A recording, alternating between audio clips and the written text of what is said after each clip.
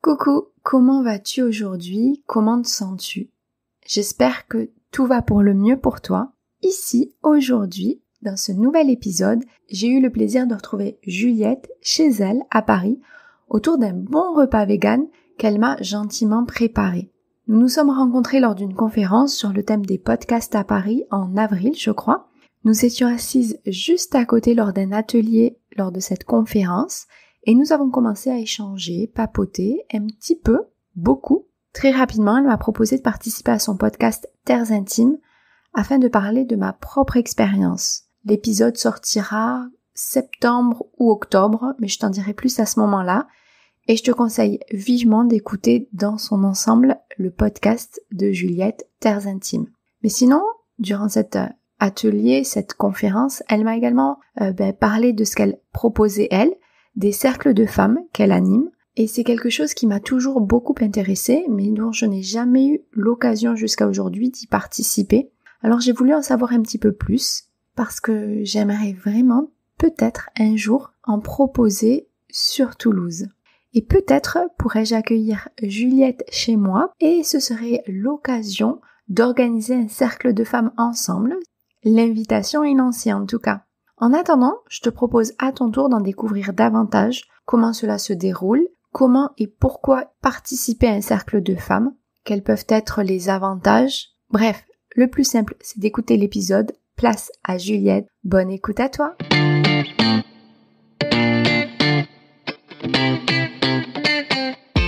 Coucou, je suis Alexandra de Chenille et Papillon, un podcast pour toutes les célibataires heureuses ou qui souhaitent le devenir. Si tu es maman solo ou pas, si tu te sens seule, si tu n'es pas vraiment heureuse, si tu es souvent dans l'attente, eh bien j'ai envie de t'aider à changer tout ça, en te reboostant et en te donnant le sourire principalement, mais pas que. Dans ce podcast, je te partage mon expérience, mes astuces, des exercices qui m'ont permis de mieux vivre mon célibat au quotidien. Tu retrouveras aussi des témoignages d'autres célibataires qui le vivent bien. Ils nous donneront également leurs secrets. Alors si tu souhaites réussir à apprivoiser cette solitude, parfois subie et souvent pesante, si tu veux devenir toi aussi une célibataire heureuse et épanouie, alors tu es au bon endroit. Mon premier conseil sera donc celui-ci. Je te propose de prendre quelques minutes pour prendre soin de toi en te posant confortablement pour écouter ce nouvel épisode. Bonne écoute! Bonjour Juliette! Bonjour Alexandra. Je te remercie de m'accueillir chez toi. Je suis vraiment ravie de profiter de ma petite escapade parisienne pour venir t'interviewer dans ton appartement. Donc aujourd'hui, nous allons parler cercle de femmes, de sonothérapie également. Mais avant toute chose, nous allons faire un petit jeu rapide de questions-réponses. Est-ce que tu es d'accord? Oui, je suis d'accord, complètement. Complètement, cool. Alors l'idée, c'est de répondre en une phrase ou deux, donc c'est bon pour toi? Ok, je me concentre. Concentration, attention. Alors, quelle est ton expérience du célibat?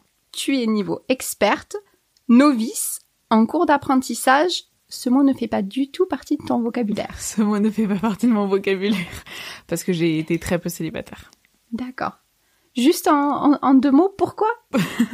Eh bien, je pense que depuis mes 15 ans, j'ai été... depuis mes 15 ans, là j'en ai 28, j'ai été célibataire 10 mois quand j'avais 19 ans et 3 mois il y a 1 an. D'accord. T'as toujours sauté de relation en relation? Oui. Mais je partais pas d'une relation pour avoir une autre relation, c'est juste que j'avais des rencontres assez rapides. Est-ce que tu as kiffé ou est-ce que tu kiffais dans ton célibat? Aussi court soit-il.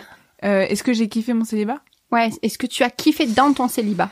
J'ai adoré parce que je m'occupais que de moi. Et quand j'avais 19 ans, justement, les 10 mois que j'ai passé seule, c'était génial. J'avais juste moi, mes études, mon boulot, et ça, c'était génial. Et les 3 mois où j'étais vraiment célibataire l'année dernière, c'est une période où j'ai pris soin de moi à fond. Et en fait, d'avoir aucune charge mentale extérieure, de soins, juste c'est moi et je fais ce que je veux. C'était extraordinaire. Ah, t'as adoré cette partie. J'ai adoré. Qu'est-ce que, au contraire, tu as détesté dans ton célibat? Ce qui était plus difficile, c'était peut-être la pression extérieure. C'était aussi peut-être l'envie parfois de faire l'amour très fort et de pas avoir de partenaire sous la main entre guillemets, parce que je suis quelqu'un qui aime avoir des relations amoureuses et une sexualité avec des sentiments, donc plus compliqué de juste avoir des coups d'un soir, etc. Même si ça a l'air vraiment génial, les gens qui aiment faire ça.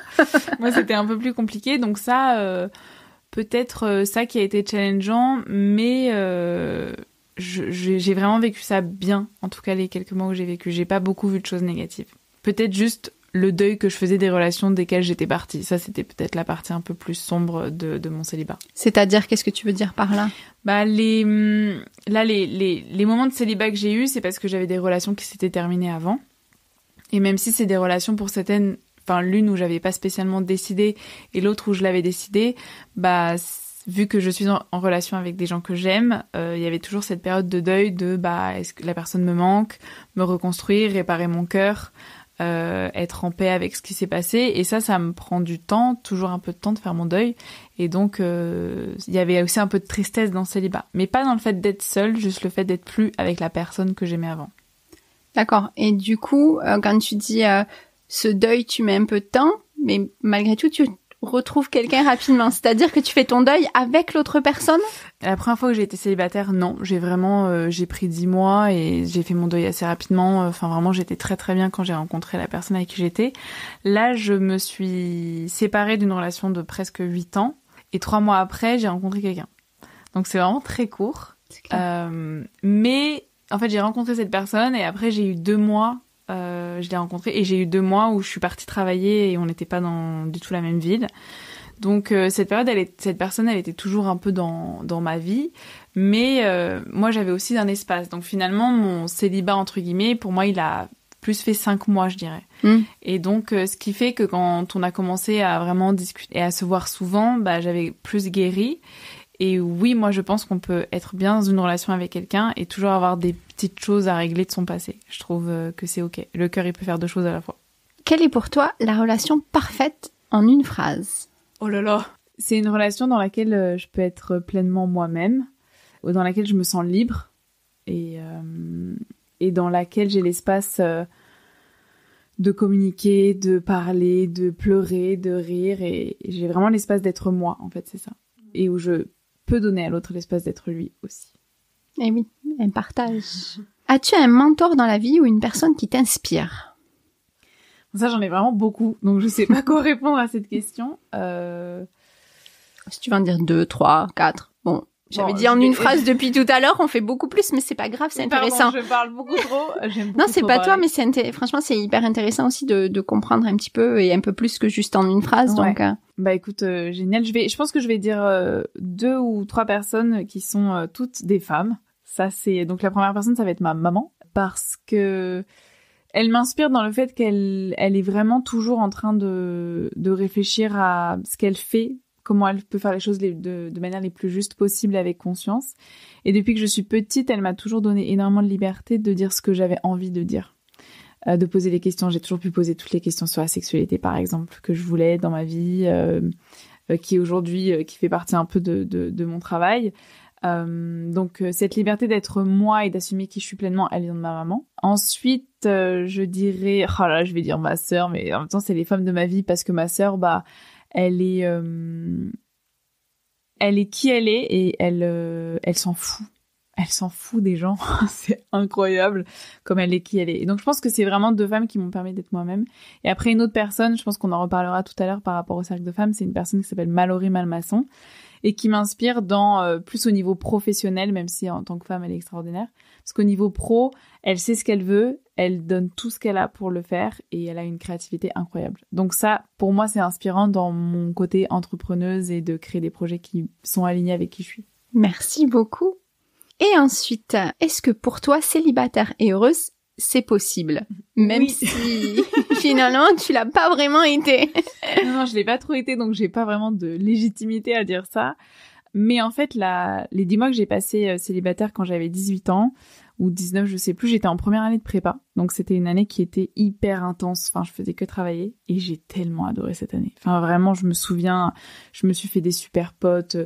J'étais là, je bossais du matin au soir et je m'éclatais. Et vraiment, ça a été la plus belle année de mes études, je pense. Donc j'en garde un souvenir incroyable. Et en fait, les 3 mois que j'ai eu de vraiment célibataire, alors on peut peut-être dire un peu plus que 3 mois, vu que les choses se sont faites très doucement dans cette relation. Mais c'était incroyable. J'ai fait plusieurs cercles de femmes, justement. J'ai rencontré des personnes extraordinaires. J'ai créé des liens d'amitié avec des filles avec qui je parle tous les jours. Ça m'a donné un espace, en fait, pour mes relations amicales qui était énorme. Et j'étais vraiment très très bien. Et je pense que quand je suis retournée sur Bumble, parce que j'ai rencontré mon mec actuel sur Bumble, j'étais pas du tout dans une optique de trouver quelqu'un. Et je pense que c'est ça qui a fait que peut-être qu'on dit toujours on trouve quand on s'y attend pas. Moi j'étais bien quoi. Vraiment j'étais trop bien. Et oui, après c'est ce qu'on dit, c'est souvent le cas. Moi j'y croyais pas du tout et effectivement, force est de constater que c'est un petit peu vrai. Moi c'est pareil, je voulais pas rencontrer puisque j'étais en pleine phase de reconversion et tout, et hop, ça t'arrive comme ça sans que tu demandes quoi que ce soit. Mais je voulais te poser une question par rapport au cercle de femmes, mais bon, c'est pas grave, ça reviendra. En tout cas, je te remercie beaucoup pour toutes tes réponses. Et alors aujourd'hui, donc comme je te le disais, tu vas nous parler des cercles de femmes que tu organises. Donc je pense qu'il y a, voilà, on va parler aussi sonothérapie. Tu m'as parlé aussi art-thérapie, je crois. Oui. Donc voilà, tu vas nous en dire un petit peu plus. Mais justement, est-ce que tu peux te présenter un petit peu rapidement, on va parler un petit peu plus de toi par rapport à ça, et puis peut-être aussi on dira peut-être 2-3 mots à la fin du podcast, on parlera de ton podcast. Très bien, alors je me présente moi et je parlerai du podcast tout à l'heure. Ouais. Donc Juliette, 28 ans, amoureuse de la vie. Non, moi je suis... comment me présenter ? C'est vraiment une question difficile. Déjà, je suis en train de me dire, j'ai beaucoup trop parlé au début de ce podcast pour les réponses en une phrase. Donc je pourrais dire que je suis quelqu'un qui parle beaucoup, qui adore parler, qui adore les conversations avec toi, Alexandra, parce qu'on a vraiment une tchatche de folie de manière générale. Aujourd'hui, je suis freelance... entrepreneuse sur pas mal de projets, donc notamment des cercles de femmes, parce que c'est vraiment des choses qui ont changé beaucoup de choses dans ma vie, donc j'ai décidé d'en organiser. J'ai aussi fait de la musique pendant 20 ans, du violon, de la percussion et du chant lyrique, donc vraiment dans une idée de très bonne amatrice. Je suis pas professionnelle, mais j'en ai fait 10 ans au conservatoire, etc. Donc je me suis formée à la sonothérapie, parce que l'une de mes passions, c'est la psychologie. Après des études de commerce, vu que j'adore les études, donc j'ai décidé de me remettre à la psychologie. Donc aujourd'hui j'ai ma licence en psychologie. Donc tout ça fait que voilà, j'ai vraiment ce côté cercle de femmes, sonothérapie, thérapie, et peut-être un jour psychologue. En tout cas je l'espère. Mes passions, si je devais me résumer en quelques mots, ce serait la musique, la sexualité et vraiment la vulnérabilité. D'accord. Voilà. Merci beaucoup. On va refaire des podcasts sur la sexualité. Tu parles justement donc des cercles de femmes. Et ben concrètement, c'est quoi un cercle de femmes ? En quoi, voilà, ça consiste en quoi ? Quels sont les avantages d'y participer ? Est-ce que tu peux nous en dire un petit peu plus ? Moi, je t'avoue, j'y connais rien du tout. J'en entends beaucoup parler. Je sais que j'aimerais en organiser. Alors, un cercle de femmes, c'est un cercle souvent organisé par une femme, où il y a que des femmes. Donc, il y a un cadeau qui est donné par cette idée de non-mixité, du fait que ça crée une certaine forme de cadre de sécurité. Parce que ce que je trouve, moi, dans les cercles de femmes, c'est que souvent, quand on raconte une expérience qu'on a vécue, un ressenti, on n'a pas à justifier ce ressenti, ça va tout de suite rentrer en résonance avec les personnes qui sont autour de nous, parce que des expériences de corps, des expériences d'un corps de femme dans une rue, qu'est-ce que ça fait, qu'est-ce qu'on ressent dans la sexualité, l'intimité. Et donc ça crée vraiment une sorte de repos et de soulagement, et un espace de sécurité que moi, j'adore. Et en fait, c'est tout simplement un cercle où des femmes se retrouvent, elles se mettent en cercle, elles parlent, et après, la meneuse de cercle peut, elle, organiser les activités qu'elle veut. Donc, ça peut être seulement un cercle de parole, peut y avoir des ateliers d'art-thérapie, des ateliers de sonothérapie ou autres, qui vont inviter les femmes présentes à se questionner, à partager, à creuser sur certaines expériences qu'elles ont eues, à guérir des blessures si elles sentent qu'il y a des blessures, à explorer certaines thématiques. Donc c'est assez fort pour moi parce que c'est des espaces où je me suis toujours sentie soutenue, complètement redynamisée après, où j'ai développé des amitiés extraordinaires. Et juste pour dire comment moi je suis arrivée là-dedans, c'est que j'ai fait justement des cercles avec Mallory Malmasson, donc la personne dont je parlais, qui organise beaucoup de cercles de femmes, et j'ai commencé là-bas. Et c'était incroyable. Les prises de conscience que j'ai eues simplement dans les cercles de parole, où il y a cette idée que le cercle se fait jamais par hasard. Donc moi, c'est une idée un peu jolie et magique que j'aime bien. On y croit, on n'y croit pas, c'est pas grave, moi j'aime bien. Et en fait, les femmes vont raconter leur expérience, et il y a toujours une expérience ou deux qui va résonner avec notre propre expérience, qui va faire miroir et ça va nous aider à avancer, à avoir des prises de conscience, à dire ok, qu'est-ce que je veux pas. Donc moi, ça m'a énormément aidé, notamment dans ma rupture l'année dernière pour comprendre comment guérir. Et après, donc j'ai fait ces cercles avec elle en tant que participante et ensuite je l'ai assistée dans des cercles parce que j'ai travaillé avec elle. Donc maintenant, j'avais envie de me lancer pour moi, créer ces espaces de douceur. Donc du coup, maintenant, toi aussi, tu crées ces espaces, tu crées des cercles de femmes. Alors oui, moi j'organise des cercles de femmes sur Paris au moins une fois par mois. J'ai commencé il y a 4-5 mois. Je voulais vraiment me sentir alignée et prête à faire ça, avoir la bonne posture de créer cette bulle de cercle, mais sans être dans une posture de thérapeute non plus. Et en même temps, de pouvoir proposer des ateliers qui sont juste pour les personnes qui viennent et qui sont chouettes et qui vont leur permettre de creuser selon les thématiques du cercle. Et un cercle, moi, je peux accepter par rapport à la taille du cercle 8 personnes. Un cercle de 12 ou 13, c'est bien, même je trouve de manière générale, même si on a un grand espace. Et même s'il y a 2 participantes et qu'on n'est que 3, je l'ai déjà fait, il se passe des choses. Et ça, c'est vraiment très, très, très chouette. S'il y a qu'une personne, mais on peut aller boire un café, ce sera génial. Et là, on crée quelque chose. Mais en tout cas, dès on est juste 3, ça marche. Et moi, c'est vraiment des moments pépites des mois. C'est des moments quand je sens que j'en ai pas fait depuis longtemps, ça me manque. D'accord. Et par rapport à ces cercles de femmes, tu as des thèmes particuliers parce que justement, quand ces femmes, elles viennent, tu dis voilà que vous soyez 3 ou 10 ou... de quoi vous parlez? Est-ce qu'il y a un thème spécifique ou est-ce que c'est un sujet, les personnes ont envie de parler, elles parlent Alors en général, je choisis toujours un thème pour créer un cadre dans le cercle. Donc moi, je fais des cercles autour de la sexualité et d'autres choses. En général, je propose toujours sexualité et douceur, sexualité et créativité. J'ai pu faire aussi sexualité et rapport au corps. Et en fait, le cercle, il commence toujours un peu de la même manière, c'est-à-dire que je présente les 3 règles d'un cercle de femmes qui sont l'écoute, la confidentialité et la bienveillance. Parce que c'est très important de laisser une personne parler, de pas avoir de jugement, mais plutôt d'être dans une écoute vraiment active et émotionnelle de ce qu'elle dit, sans être dans l'empathie, donc de se mettre à sa place, mais dans la compassion et l'écoute. Et puis la confidentialité, donc je dis par exemple, demain, ne pas taguer des gens sur Instagram en disant « quand elle m'a raconté sa blessure », non, voilà, c'est vraiment un cercle de sécurité, donc ça je l'installe. Et après le thème, par exemple, il y a 2 semaines, j'ai fait un thème sur la sexualité et la douceur. Alors j'avais mis sexualité, douceur et désir, mais en 3 heures de cercle, c'est très compliqué ça passe quand même très vite, donc finalement on a surtout fait douceur, désir ce sera pour en septembre. Et donc j'ai dit, les questions c'était quel est notre rapport à la douceur. Et moi, par exemple, souvent, je présente ma propre expérience pour ouvrir le cercle et que chaque personne se sente libre de parler. Donc, j'expliquais que moi, la douceur, je trouvais que c'était pas si facile de s'en donner. C'est pas si facile d'en donner et c'est pas facile d'en recevoir. Et donc, j'explique un peu les fausses croyances que j'ai pu avoir. Par exemple, la douceur, ça va être de la vulnérabilité, de la fragilité. Donc, on peut être écrasé si on est douce. Donc, je présente vraiment ce que moi, j'ai comme vision ou que j'ai eu.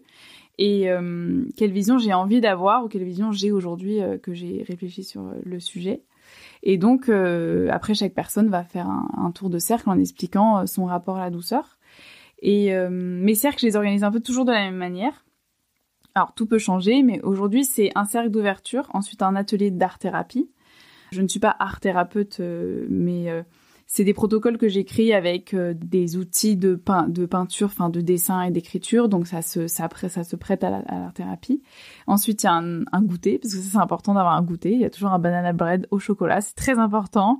Et ensuite, un cercle de parole et de la sonothérapie et encore un cercle. Voilà, c'est vraiment la structure que j'aime bien parce que l'atelier d'art-thérapie, c'est un atelier où, par exemple, sur la douceur, c'était vraiment dessiner son rapport à la douceur, dessiner les peurs qu'on a par rapport à ça, dessiner ce que la douceur pourrait nous offrir sans l'accepter. Donc tout ça avec des musiques, des choses pour vraiment se connecter à soi. Et après, quand il y a eu ces prises de conscience, ou en tout cas ces réflexions dessus, il y a le goûter et le cercle ensuite qui permettent... Enfin, le goûter, c'est toujours un moment où on se dit c'est détente, mais il y a toujours les meilleures conversations qui arrivent autour d'un thé et d'un gâteau. Oui, j'imagine c'est un peu plus détendu. Oui. Les gens il y a moins Puis quand tu dois être en cercle, des fois, malgré que vous soyez peu nombreuses, c'est pas forcément évident de prendre la parole et de dire les choses, alors que là, c'est des petits tête-à-tête parfois, donc je pense, les confidences, c'est un petit peu plus facile. Oui, c'est vraiment une énergie qui, pour moi, ça se complète très bien, parce que le cercle, il y a il y a un côté où on est avec le bâton de parole, donc c'est le moment où on peut parler et on est face un peu à ses émotions et c'est plus intime. Et dans le goûter, c'est plus léger et ça va permettre de se connecter entre femmes et de se connaître pour devenir plus amies que participantes. Et puis ça crée d'autres choses. Donc moi j'adore les goûters parce que à chaque fois je suis pressée, je me dis bon, on n'a pas le temps, on fait un goûter de 10 minutes et puis ça dure 30 minutes et en fait c'est l'un des meilleurs moments.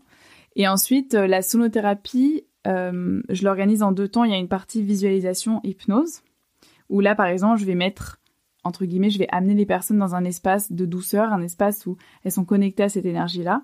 Et qu'est-ce qui se passe dans leur corps à ce moment-là? Et la sonothérapie, donc j'expliquerai ce que c'est après, mais ça permet vraiment d'intégrer les sensations dans le corps et de se relaxer. Et comme je vois un petit sachet de thé qui infuse dans de l'eau, la sonothérapie, ça permet d'infuser tout le cercle. Et donc moi, j'aime bien cette structure-là.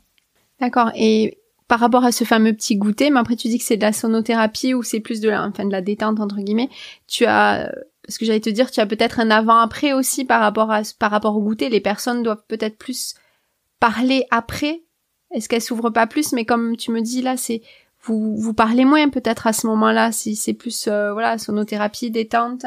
Oui, pour moi, je trouve ça important de créer des moments de parole où on est avec les autres et on raconte sa vie, on est à l'écoute, et des moments avec soi. Mm-hmm. Parce que le cercle de femmes, c'est un moment où moi, mon aspiration, c'est de créer juste une bulle où les femmes peuvent se régénérer, se relaxer, une pause où elles se déposent. En fait, elles déposent leurs émotions, elles déposent leurs pensées. Et donc, je trouve ça important qu'il y ait ces moments ensemble où on parle, où on est vers l'extérieur, et ces moments où on est vers l'intérieur. C'est-à-dire, qu'est-ce qui se passe dans mon corps quand, par exemple, je suis connectée à la douceur, quand je suis connectée à mon désir, quand je me pose des questions sur mon corps. Qu'est-ce qui se passe à l'intérieur? Et donc, la sonothérapie, c'est vraiment un côté intérieur, on est soi avec soi. Alors, justement, tu nous parles de sonothérapie. Est-ce que tu peux nous en dire un petit peu plus en quoi ça consiste? Avec grand plaisir. Et tous les avantages. Alors, la sonothérapie, c'est une technique de thérapie par le son. Donc, j'utilise des bols tibétains, un bol de cristal, un tambour, la voix et des carillons. Donc, en fait, c'est tout. On peut faire de la sonothérapie avec tous les instruments et tous les objets qui font des bruits. En général, des bruits qui sont agréables. Ouais, c'est ce que j'allais dire. Si tu prends une casserole, ça doit être beaucoup moins sympa. Non, ça se détend. On se détend un tout petit peu moins. Mais en fait, l'idée, c'est que la sonothérapie, pour moi, de manière générale, ça s'appuie sur 2 principes. Il y a le principe de vibration et le principe de résonance. Le principe de vibration, c'est que tout vibre dans l'univers. Donc, tout ce qu'il y a dans notre corps vibre, tout ce qu'il y a dans la matière vibre, tout ce qu'il y a dans l'univers, les étoiles, etc., ça vibre. Ça a une fréquence. Et le principe de résonance, c'est que, pour l'expliquer sans termes scientifiques parce qu'ils ne me viennent pas, si par exemple j'ai une guitare à côté de moi, donc cette guitare va y avoir la corde de si, va y avoir d'autres cordes dont je ne me souviens plus. Si je chante moi un si ici, la corde de si va vibrer sur la guitare. D'accord. Elle va résonner. C'est-à-dire que comme c'est la même fréquence, elles vont résonner ensemble. Et ce que j'aime, en fait, c'est que dans la sonothérapie, donc je vais prendre un bol tibétain, je vais jouer avec le bol tibétain, et il va y avoir plusieurs fréquences qui vont être jouées. Et donc, dans le corps, tout ce qui vibre à la même résonance que le bol va se mettre à vibrer. Et donc, c'est comme si le bol, il allait aider à réharmoniser les fréquences à l'intérieur de moi. Parce que quand je suis stressée, quand j'ai pas dormi, quand je suis fatiguée, quand je fais que travailler et que mon système de santé, en fait, il se dérègle, et c'est surtout que le stress, ça crée plein de choses dans le corps et de tensions. C'est comme si les vibrations harmonieuses et naturelles de mon corps, elles allaient être différentes. Et donc les bols, ils vont venir tout harmoniser à l'intérieur. Et puis c'est aussi quand on tape un bol ou n'importe quoi avec de l'eau à côté, l'eau va se mettre à vibrer. Donc il y a vraiment tout à l'intérieur du corps. C'est comme si, moi j'appelle ça un massage intérieur. Et les bienfaits de la sonothérapie, c'est donc de détendre le corps, de réharmoniser. Ce qui est assez fou aussi, c'est que le cerveau, il a plusieurs fréquences, notamment quand on est dans le sommeil. Et les vibrations qui vont être les fréquences des bols tibétains, elles correspondent aux vibrations de détente du cerveau et de la relaxation. Donc moi, j'ai beaucoup de personnes qui viennent qui ont des problèmes de sommeil, qui ont des problèmes de concentration, qui ont des problèmes d'anxiété. Et en fait, les bols, ils vont venir vraiment mettre le cerveau dans un état vibratoire, fréquence vraiment pure, physique, de relaxation. Et donc, j'ai beaucoup de patients qui s'endorment.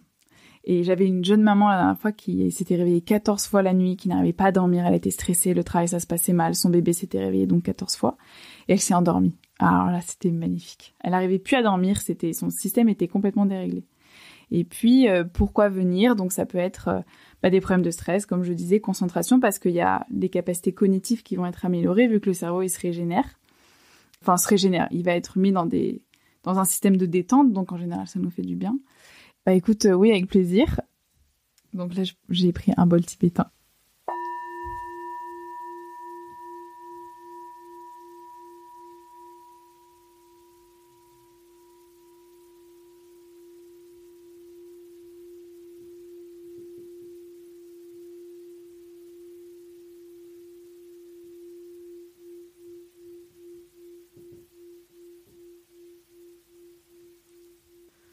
J'espère qu'on va l'entendre. Non, ça va s'entendre sur le truc. Donc l'idée, c'est vraiment de faire vibrer plusieurs bols comme ça autour de la personne. Je prends aussi parfois des bols, donc j'ai un bol de cristal et aussi le tambour parce que j'ai fait pas mal de tambours chamaniques. Donc j'utilise le tambour et la voix aussi, ça c'est vraiment assez fort. J'adore le tambour. Du coup, chaque cercle de femmes finalement est différent par le thème. Par les personnes aussi, je pense. Et justement, en parlant des personnes, tu fais aujourd'hui tes cercles de femmes. Maintenant, je sais que tu as dit que tu les faisais toutes seules, mais est-ce que tu le fais encore avec peut-être des partenaires ou d'autres personnes? Alors oui, j'ai fait un cercle de femmes avec Cindy Sereni, qui est, elle, art thérapeute. C'est vraiment son activité principale. Et on avait déjà travaillé ensemble l'année dernière, où il y a même 2 ans, on avait organisé des cercles toutes les deux, où moi je faisais juste les méditations et le cadre, et elle proposait un protocole d'art-thérapie. Et donc on a fait un cercle toutes les deux de 3h30 il y a 3 mois, parce que c'est quelqu'un avec qui j'adore travailler, c'est une de mes très très bonnes amies. On a vraiment une bonne fusion professionnelle et son approche de l'art-thérapie est assez géniale. Et j'adore ces protocoles. Donc je l'ai fait juste avec elle pour le moment. Et sinon, j'aime aussi le faire seul, et parce que c'est un autre timing, c'est d'autres énergies, donc ça dépend vraiment des moments et puis aussi de nos disponibilités. Et oui, c'est sûr. Parce que ça dure en général, c'est ce que tu disais tout à l'heure, 3 heures à peu près. Oui, alors souvent il y a des personnes, enfin la majorité des cercles de femmes, ça va être des cercles de parole, donc ça va durer 1 heure, 1h30, et c'est vraiment un cercle de parole, une pause et un cercle de parole. Enfin, il n'y a pas d'atelier entre. Moi, je trouve que il y a une richesse dans proposer des ateliers pour vraiment aller en profondeur dans les éléments. Et c'est pour ça que je fais un cercle d'ouverture, des ateliers et un cercle de fermeture. D'accord. Qu'est-ce qui fait qu'une femme vienne te voir? C'est ce que tu nous as dit tout à l'heure, juste parce que elle est stressée, elle manque de sommeil. Est-ce que ça peut être pour d'autres raisons aussi? Alors pour la sonothérapie, il peut y avoir plein de raisons différentes. C'est une personne qui veut un peu se détendre, prendre un moment pour elle, parce que va aussi y avoir, même dans mes soins de sonothérapie individuelle, il y a un moment de parole. Donc vraiment essayer d'aller voir s'il y a un besoin, une ressource particulière qu'on a envie de contacter. Et après, il y a un moment de visualisation et d'hypnose où on va vraiment travailler sur ce qu'on veut créer dans sa vie. Et après, la sonothérapie. Moi, j'aime bien compléter, en plus de la relaxation, qui est vraiment quelque chose de peut-être constructif au niveau de thérapie. Donc là, par exemple, j'ai eu une personne qui avait beaucoup de charge mentale au travail et qui avait envie de prendre un moment. J'ai une personne qui était sortie d'une relation assez abusive et qui avait besoin de reconnecter justement à la douceur. Et donc, ce qu'on a fait, c'est une visualisation où elle se connecte à la douceur. Et la sonothérapie pour mettre du calme. Parce qu'en fait, elle était dans une relation où sa partenaire devenait violente dans des moments de douceur. Donc en fait, elle avait complètement une dissonance par rapport à ça. Donc on a bien travaillé ça et c'était assez chouette. J'ai eu la jeune maman qui n'en pouvait plus de pas dormir. Et après, j'ai des personnes qui viennent juste pour se relaxer. En fait, tout est bon pour moi pour prendre cette pause et se reconnecter. Et en fait, c'est surtout quand on veut aussi agir sur le corps. Et quand il y a quelque chose qu'on a envie d'intégrer au niveau du corps, la sonothérapie, ça va être très positif. Et après, pour les cercles de femmes, c'est si on ressent un appel à vivre un cercle de femmes. Pour moi, il y a un moment donné, on se dit, tiens, j'ai envie d'y aller. Alors après, il y a des personnes qui ont envie, mais qui sont intimidées. Donc, moi, je peux juste inviter à venir et à vivre l'expérience ou juste à m'envoyer des messages pour me poser des questions et se renseigner. Ça, c'est vraiment libre. Mais c'est pourquoi venir à un cercle de femmes? C'est pour vivre un moment où on va se rencontrer, prendre une pause, rencontrer des gens chouettes, manger un très bon gâteau à la banane et au chocolat, c'est vraiment une de mes pépites. Et puis expérimenter juste 3 heures où on est avec soi et expérimenter l'idée de puissance qu'il y a dans le fait d'être une femme écoutée et aussi qui écoute. Ensuite, 2 questions par rapport à ce que tu as dit, mais on reviendra sur le côté, tu as dit qu'il y avait une personne, c'était pas suite à une séparation, donc tu dois avoir aussi des personnes célibataires. Mais avant, je voudrais te poser la question par rapport aux émotions des personnes. Voilà, moi je suis une hypersensible, j'ai beaucoup de mal avec les émotions, etc. Est-ce que ça peut être quelque chose qui peut aider justement à accepter ses émotions, à accepter son hypersensibilité? La sonothérapie ou les cercles de femmes? Les 2? Alors, très bien. Laisse ce que tu veux, c'est toi qui sais, pas moi. Alors, pour les cercles de femmes, je trouve que c'est... Moi, j'aime beaucoup quand il y a quelqu'un qui vient et qui est émotionnel, dans le sens où il y a quelque chose qui s'ouvre dans un cercle, quand il y a une personne qui pleure ou une personne, pas spécialement qui pleure, mais qui est vraiment vraie. Et c'est ce que je dis en début de chaque cercle.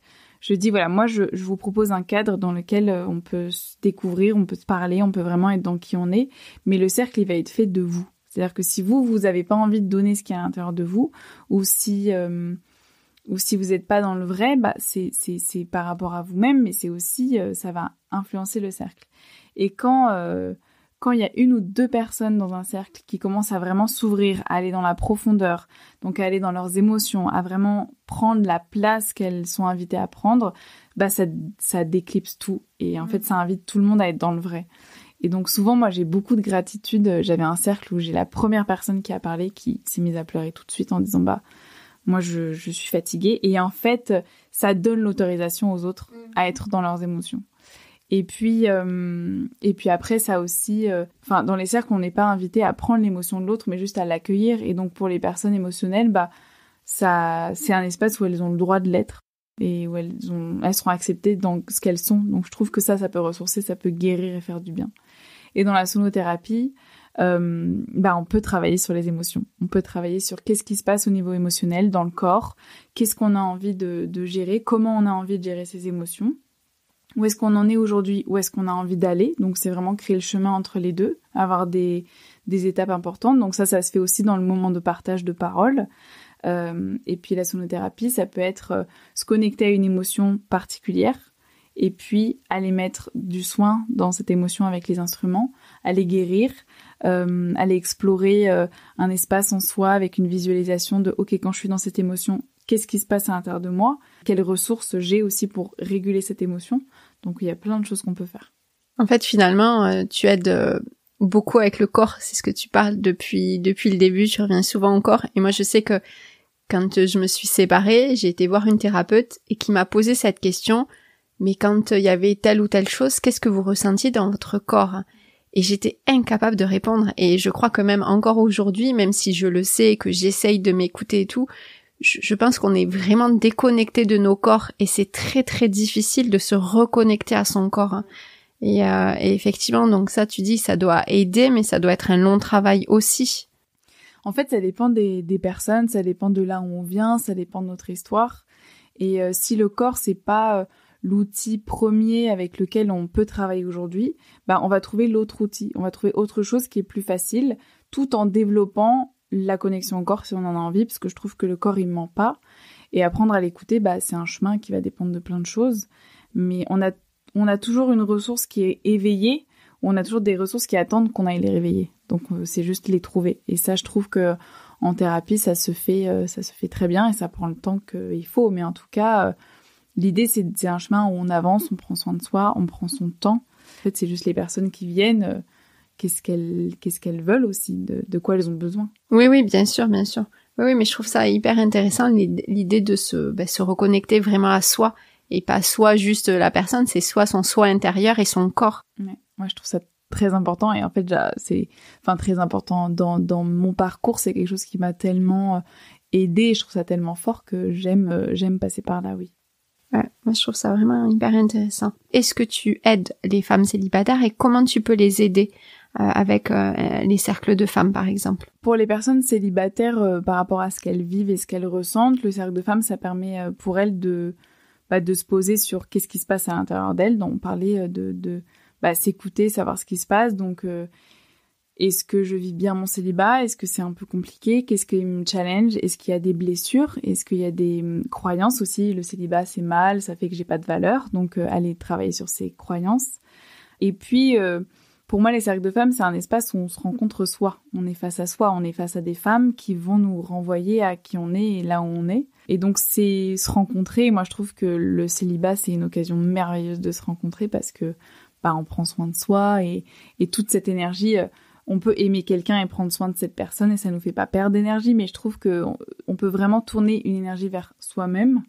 Et les cercles de femmes, c'est un espace où c'est une petite pause sacrée pour soi. Donc, pour moi, ça va accompagner la personne dans qu'est-ce qu'elle vit, qu'est-ce qu'elle veut vivre. Et s'il y a croyances, blessures, difficultés, c'est un espace pour aller explorer tout ça, mais en douceur. Toujours en douceur, toujours accompagné, et puis discuter avec d'autres femmes qui vont, dans cet espace de bienveillance, nous donner des conseils qui sont en général bienvenus parce que dit quand la personne est disponible et à l'écoute de les dire. Oui, parce que j'imagine que dans les cercles des femmes, il n'y a pas forcément qu'une femme célibataire, et c'est ce que tu disais aussi, l'autorisation et le partage.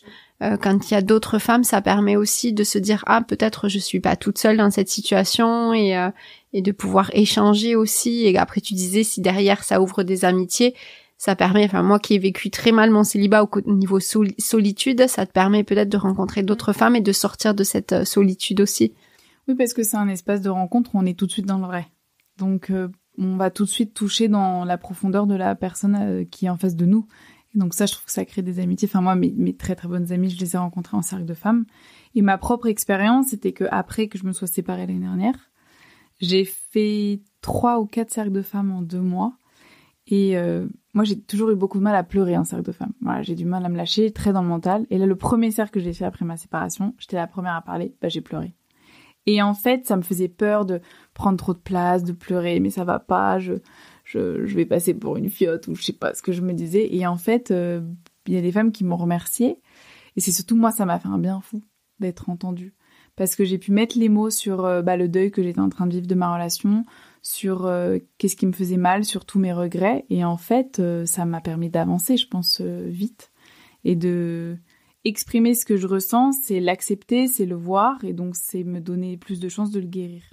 Ouais, après souvent quand on verbalise aussi, qu'on extériorise, des fois on conseille d'écrire ou ce genre de choses. Mais je pense que le fait de le verbaliser, de le sortir, ça permet de l'extérioriser justement et de pas le garder en soi. Ouais. Pour moi, les cercles, c'est des espaces de guérison. Ouais. Vraiment.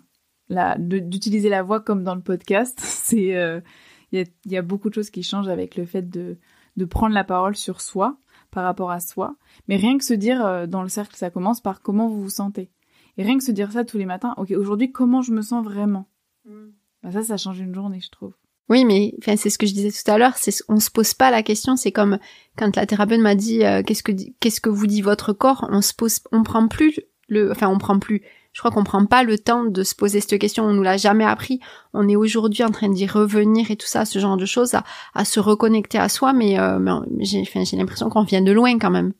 On vient de loin. Et donc, c'est pour ça, moi, j'aime bien créer des espaces où, on va pouvoir le faire, on va être accompagné, et puis on va le faire avec d'autres, à se poser la question, comment je vais ? Ouais, et après, ces personnes ont tendance peut-être à prendre cette habitude après, à le faire plus régulièrement, un petit peu, je sais pas, c'est comme sous forme de rituel, mais à penser un peu plus à elle et à se poser un peu plus souvent la question. Ah oui, complètement. Tu parlais de l'écriture, je trouve qu'au fil des cercles que je fais, j'ai beaucoup plus le réflexe d'écrire quand j'ai une émotion forte et je me dis, ok, là, au lieu de me prendre un raz-de-marée d'émotions et de pas savoir, ok, je me pose, je m'allume une bougie, alors ça c'est un peu symbolique et après je prends mon carnet et j'écris. Et en fait, c'est un réflexe que je vais avoir de plus en plus vite, ce qui fait que je vais l'émotion qui va me transpercer et parfois me submerger, ça va être de plus en plus court parce que j'ai de plus en plus rapidement les réflexes pour ok, comment je la gère, et ça c'est parce que j'arrive à remarquer qu'elle est là, j'arrive à remarquer qu'il y a une émotion et ça c'est de l'écoute et c'est vraiment de l'entraînement. Mais parfois je le fais pas du tout et parfois ça me rattrape et ça c'est un pas en avant, 2 pas en arrière, mais oui, c'est bien sûr. Oui, c'est l'apprentissage, mais disons que ça te permet effectivement parce qu'on a souvent du mal avec les émotions, et là, ça te permet finalement de l'entendre, de lui laisser de la place sans lui laisser trop de place. Exactement. Ça te permet vraiment d'avoir de ce recul et de te dire je t'entends, et je pense que le fait d'écrire, ça permet vraiment d'évacuer ce trop plein d'émotions. Parce que l'idée, c'est pas de l'enfouir et de dire non aux émotions, c'est plus, je vois qu'elle est là, je vois qu'elle me dit quelque chose, qu'est-ce qu'elle me dit? Et c'est plus faire en sorte que cette émotion, elle va nous amener à comprendre quelque chose ou va nous amener à dire ok, qu'est-ce qui est pas juste, qu'est-ce qui est juste, pourquoi ça me met dans cet état. Donc souvent des prises de conscience ou des choses pour prendre soin de soi au lieu de se faire éclater par son émotion. Enfin, ça peut arriver de vraiment avoir une émotion qui nous submerge et on se noie dedans. Donc c'est pas ne pas la regarder, c'est vraiment l'accueillir avec des outils qui nous permettent de l'accueillir bien pour nous, quoi. Ouais, d'éviter de mentaliser. Exact. Et de faire le petit vélo ou de ruminer, de faire... ouais, je vois.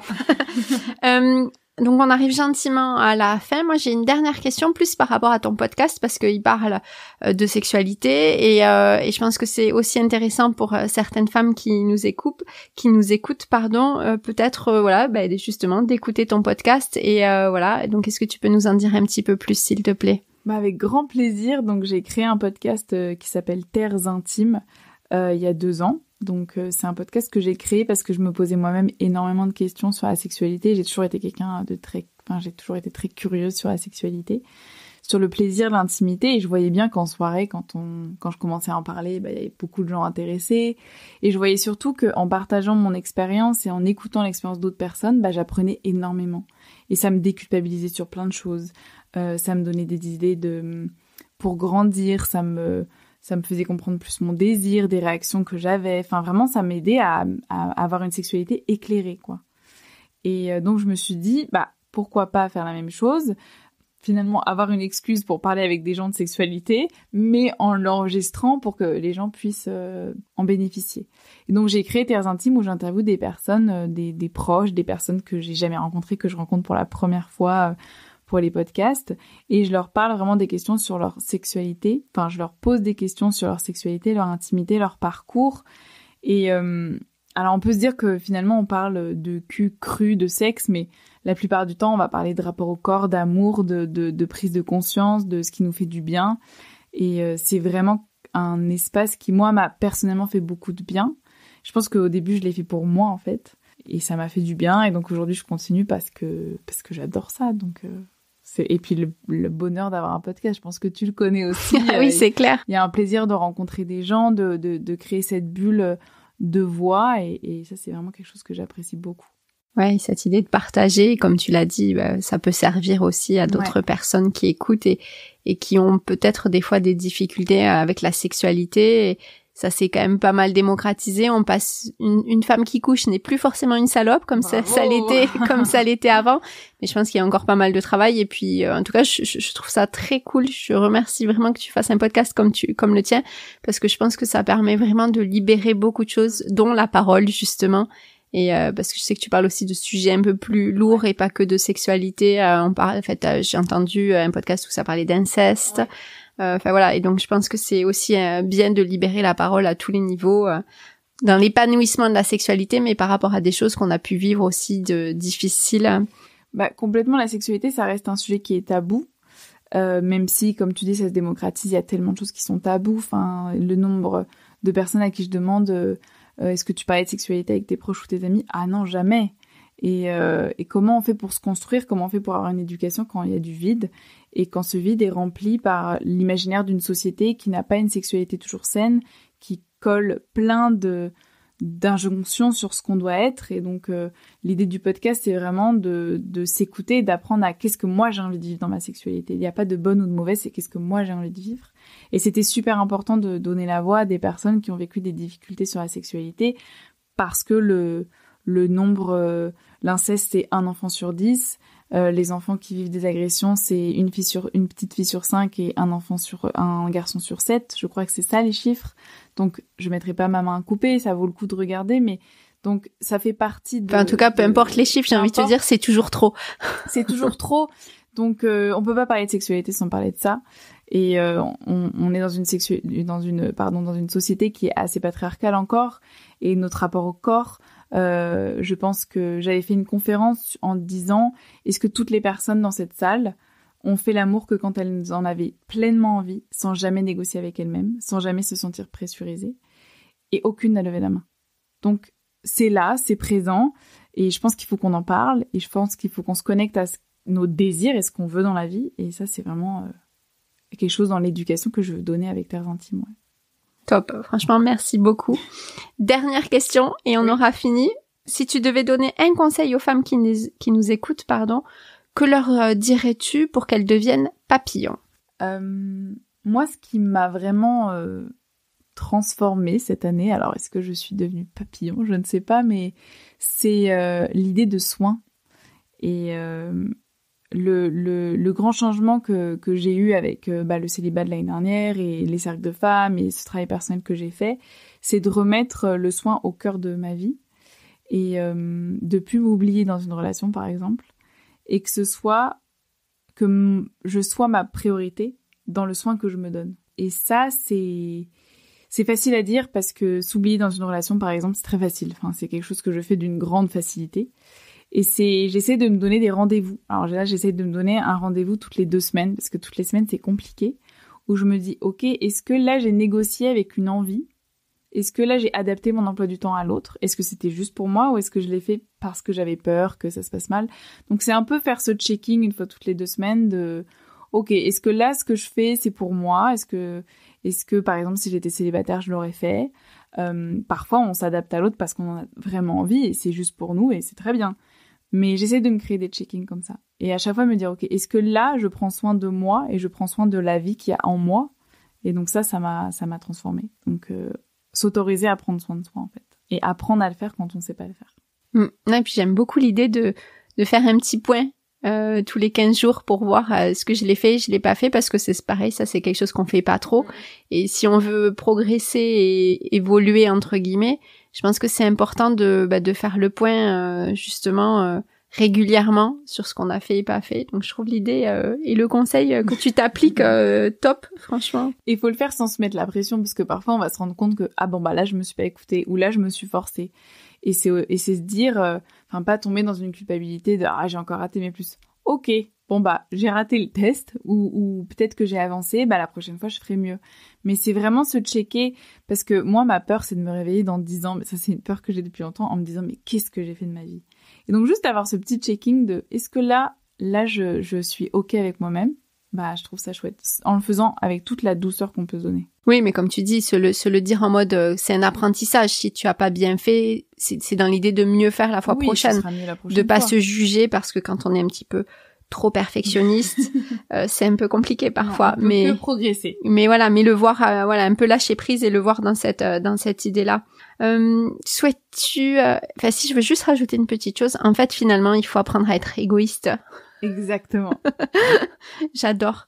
Est-ce que tu as un mot de la fin ? Est-ce que tu veux partager une dernière chose ? Ce serait vraiment de prendre le temps de se demander comment on va.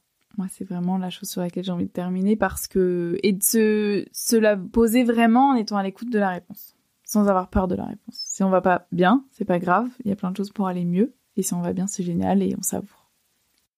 Merci beaucoup.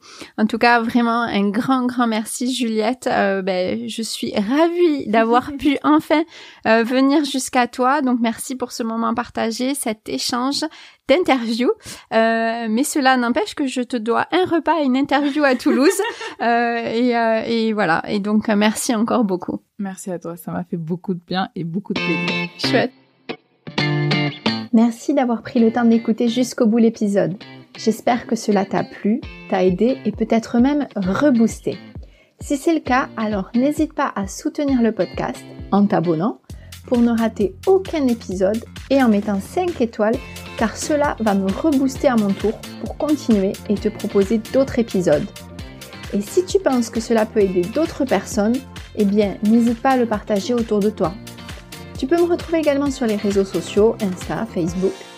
Si tu le souhaites, tu peux t'abonner à la newsletter également pour recevoir régulièrement des infos, des astuces pour mieux gérer ton célibat au quotidien et continuer ta quête du bonheur et devenir une célibataire heureuse et épanouie. Tous les liens et infos sont dans la description. Je te dis à très vite pour un nouvel épisode. À bientôt!